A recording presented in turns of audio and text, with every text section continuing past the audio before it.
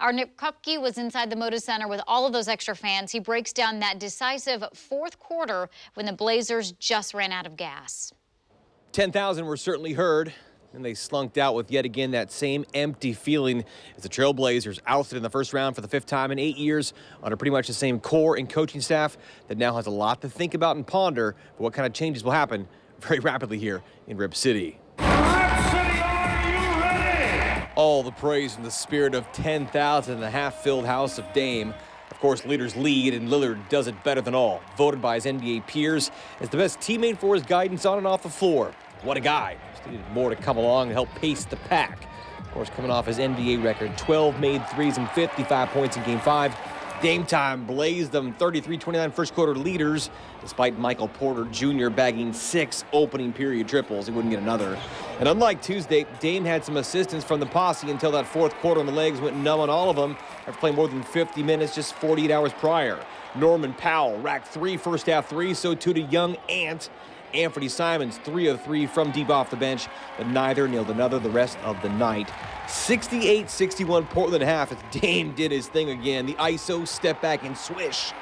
A real living legend in Rip City, his 35th three of the series, an NBA playoff single series record, but there wouldn't be more. A 14-point Blazer third quarter lead soon vanished, and they'd play catch up the rest of the way as Nurk nor anybody could catch Nikola Jokic, the likely league MVP with 36, MPJ 26, Monte Morris 22.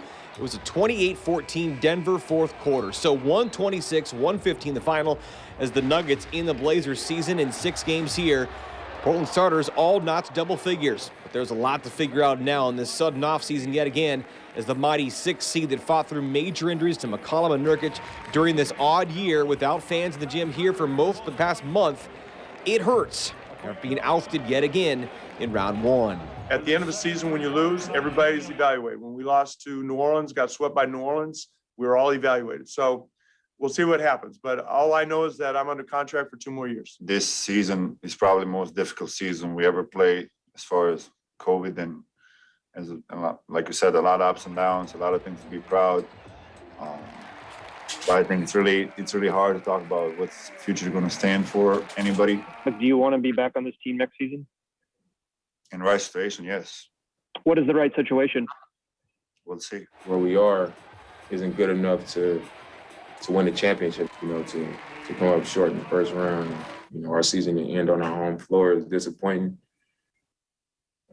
That's as far as I am with it right now. I'm not really thinking about none of the other change and whatever, man.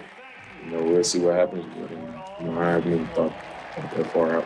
Hopefully that next time we all come back to this place, it'll be packed out, about 20,000. Problem is, that won't be until the fall for the new season.